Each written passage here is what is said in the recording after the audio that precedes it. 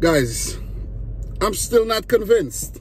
I'm not convinced. I'm really not convinced that Arsenal are going to give Manchester City a run for their money this season. Last season, not going to lie, they played well. You know what I'm saying? They came in second. They almost did it. They almost did it. But this season, it makes you want to ask the question, are Arsenal better than they were last season? That's a very important question that I want you guys to answer right now. Are Arsenal better than they were last season? How have they improved? Think about it. Because in my opinion, they haven't really improved. It's the same thing. It's the same Arsenal. Yeah, it's good to win games. It's good to barely win games, like they've been doing. Last minute, you know, against United. Last minute thing again, you know, late against Everton. It's good. It's good.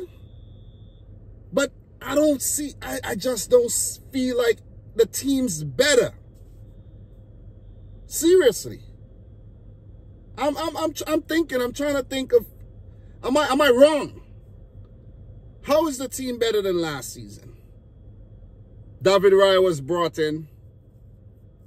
Havertz.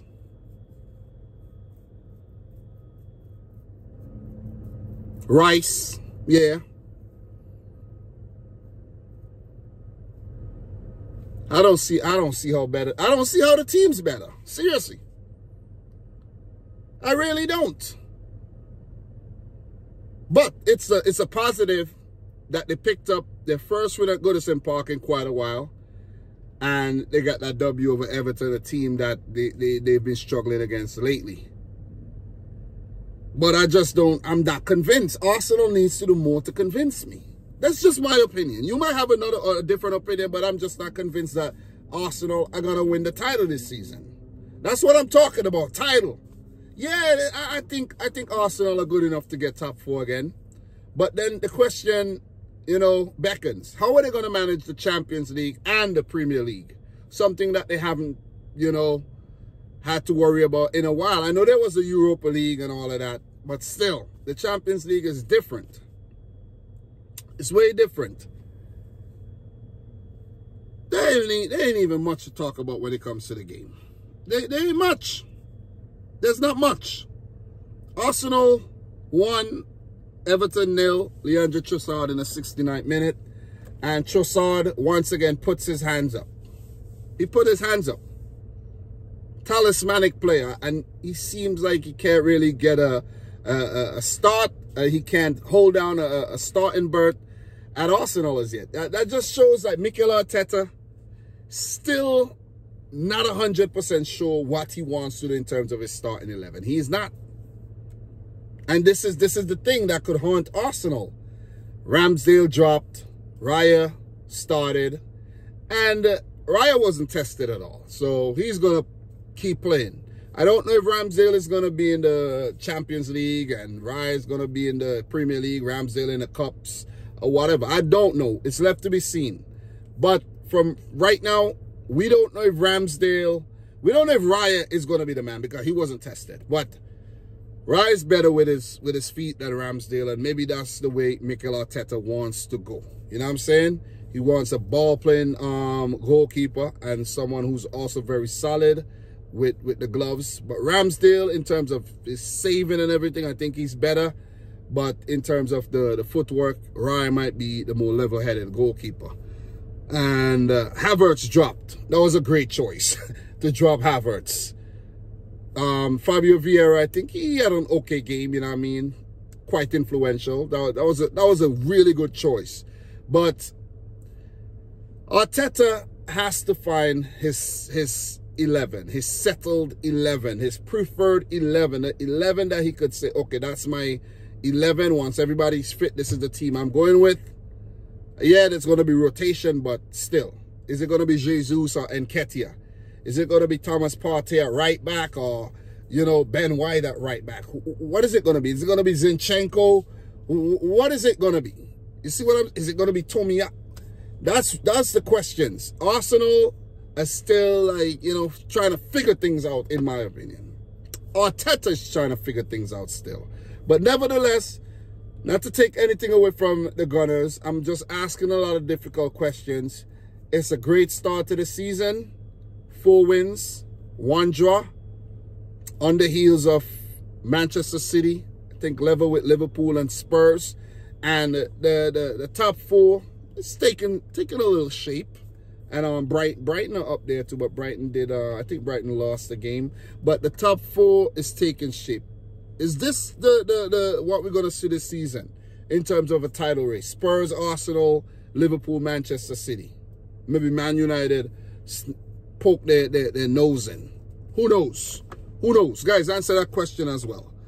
But it's a good win. It's a scrappy win over a difficult opponent for Arsenal. And they're happy. Look at how they celebrate. They're just celebrating like they just won the league. I know you're going to be happy for every win, every goal and everything, but Arsenal, a little bit over the top for me. That's just my opinion. A little bit over the top. You see what I'm saying? We're going to see how good Arsenal are on October 8th. October 8th. Save the date. With the Champions League fixtures coming in and everything, the test of the squad depth, we're going to see.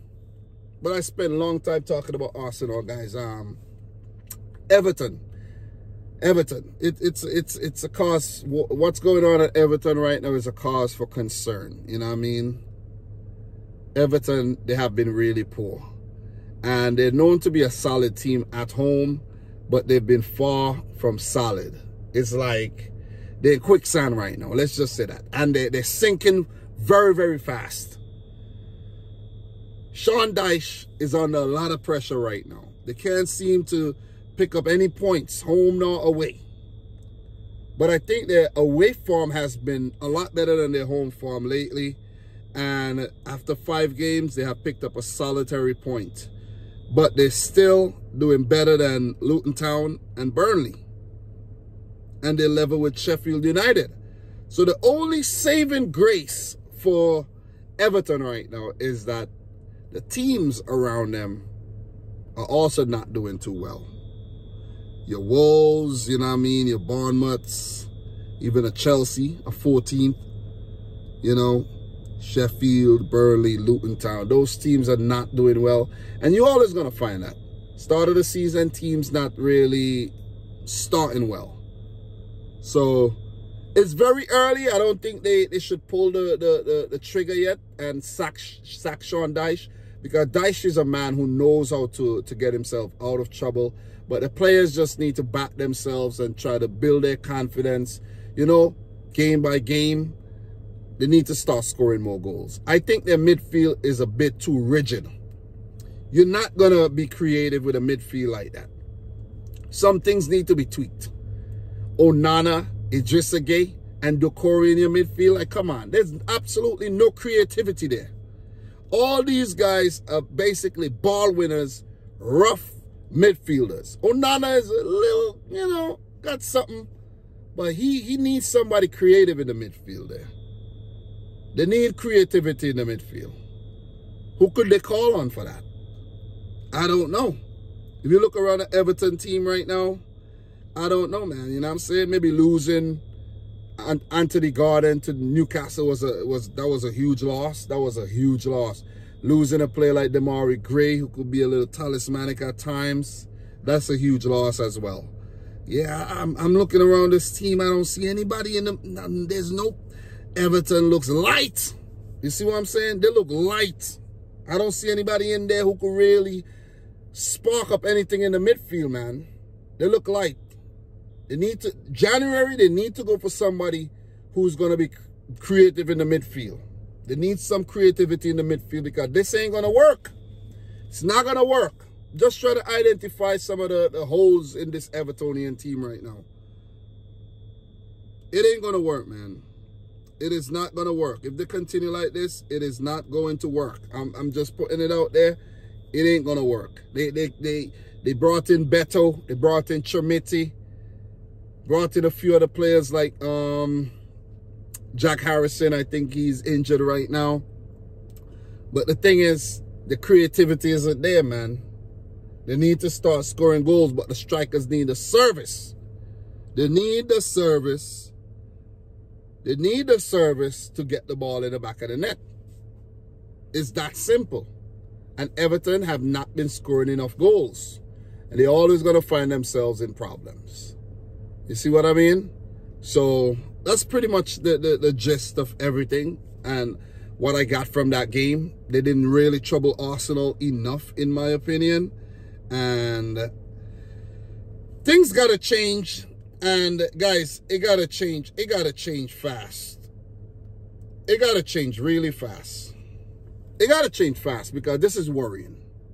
This is worrying. I know Liverpool fans would love this, but this is worrying. Everton got to wiggle out and survive this season because they've been on the brink. They've definitely been on the brink. But look, good win for Arsenal, as I mentioned. And they were the better team on the day, without a doubt. But I think if Everton had, just kept their poise, they could have held out for a draw. But brilliant goal by Trossard from the corner routine. And it was just too fast. And the shot was just genius. Always admire Leandro Trossard. I don't know why he went to Arsenal. Man, I don't know. But Arteta needs to treat Trossard a little bit better, in my opinion, though. So, look, guys, we're going to keep it moving, though. So, in terms of the standings, Arsenal are 4th, 13 points. And they have a goal difference of 5. Liverpool and Spurs are ahead. Brighton on their heels as well. West Ham on their heels. Arsenal also unbeaten so far this season. So kudos to Arsenal. As for Everton, 18th, relegation zone. 1 single point. At least they got a point. But they need to start winning some football games like ASAP though. They need to start doing that ASAP. So we're going to keep it moving. These are my thoughts. Let me know yours down below. So we have one more game to talk about. I think tomorrow there'll be Burnley is playing tomorrow.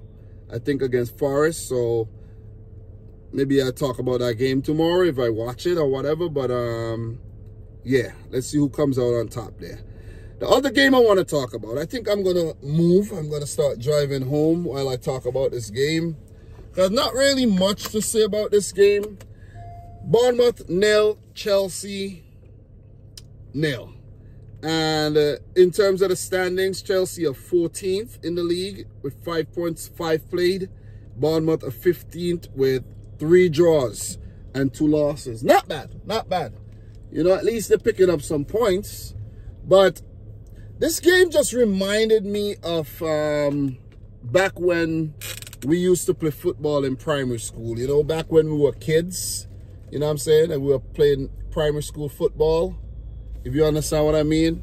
It was just kids out there, you know what I mean? There was like a senior guy here, a senior guy there, but mostly just kids. Bournemouth,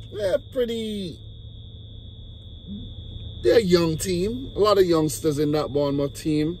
But Chelsea, it's like a youth team, man. I'm not saying these players don't have potential, but they're just all over the place, man. You know what I mean? It's just, to be fair to Chelsea as well, a lot of new faces and a lot of injuries, to be fair. You know what I mean? I know, they didn't win the game. They're 14th in the league. But let's be fair, man. Chelsea are not at full strength right now. You see what I mean? They're not at full strength.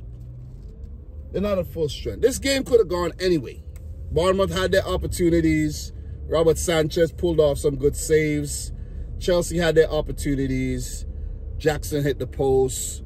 Netta pulled off a few saves, a few blocks. You know what I mean?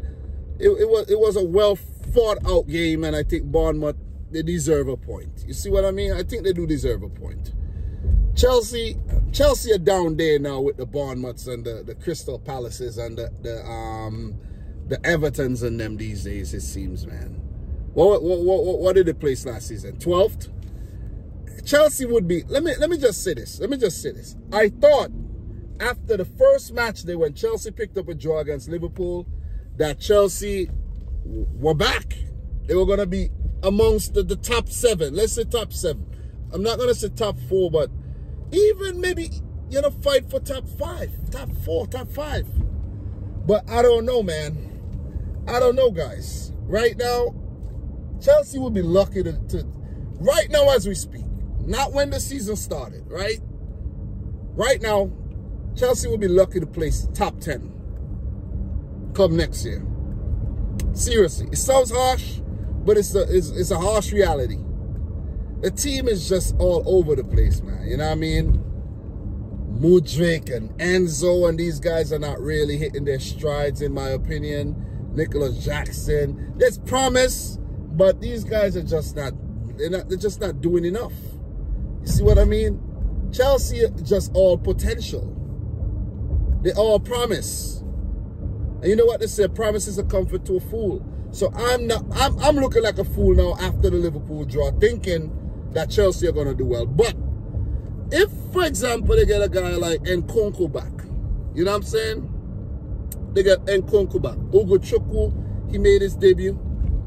His first start, I should say. You know, Colwell played at left back. So the team's just all over the place. You know what I mean? You have Ben Chilwell on the bench, and you have Colwell playing at left back. You know what I mean? So it's like, what is going on? What is going on, man? You look at their bench, unrecognizable players. You're like, wow, who is that? Who is Bergstrom? Who is Matos? You know what I'm saying? Who are these dudes? You have 2 goalkeepers on the bench. Listen, they're so freaking depleted right now. Bringing in Cole Palmer from City, you know, I like Cole Palmer, but Cole Palmer was no more than a City prospect, a player that would have followed the same path as Phil Foden, stayed at City a couple seasons, and I really love the way he was starting the season with a few big goals in the Community Shield and in the UEFA Super Cup. And I'm like, I was thinking Cole Palmer would have stayed at City and continued to develop. You go to Chelsea for big money, now the pressure is on. Now you have to perform. If he was at City and he just came off with his little cameos, played a little cup match here and there, ain't much pressure. But you're at Chelsea right now, you got to hold your own. You got to hold your own. You see what I mean? So, I'm telling you, Chelsea still got a lot of work to do. Pochettino still in a very tricky situation, in a tricky position right now. And it's hard. It's hard to be too harsh on these guys. Because they're just kids. They're kids. They're going to take a while to gel. I know Thiago Silva and Raheem Sterling is there, but still, it's hard. You know what I mean? They made Bournemouth look good today. Seriously. But kudos to Bournemouth and holding out for the point. I think, you know, they'll be there around trying to stay up this season. I don't really like the look of Bournemouth and their manager this season, to be honest. So, yeah, they're going to be there in about 15th, 16th, 17th relegation zone, in and out, in limbo. I think it'll take a big effort for Bournemouth to stay up this season. As for Chelsea, they'll continue to pick up the points. They'll pick up the odd win here and there. There's a lot of uncertainty and unpredictability when it comes to Chelsea right about now this season. You know what I mean? Conor Gallagher was the captain. God damn. You know what I'm saying? Like a player who could hardly get a look in last season or season, you know, before he went out on loan and things like that. No, he's a captain. Chelsea are really depleted, guys. So, no Reece James. Think about it. And Nkunku to come back. You know, just think about it, man. You know, let's not be too harsh on Chelsea. But, guys, just wanted to share my quick thoughts on the 2 games that were played today. I know Arsenal fans are buzzing.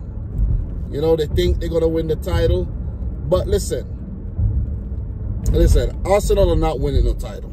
They're not winning it. I'm not convinced. And I know some people might say I'm negative towards Arsenal. Let me be negative towards Arsenal.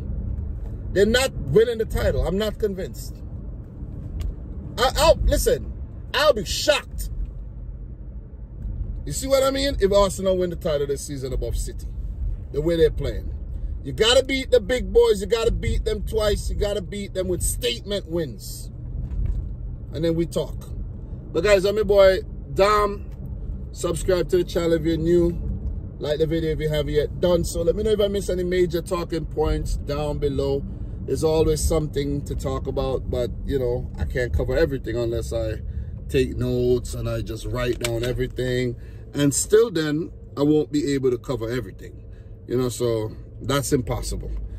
So, guys, thanks for watching yet another video. Share your thoughts down below. And from your boy Dom, until my next one. Peace out. Rich Squad. Talk to you soon. Stay good. Be good.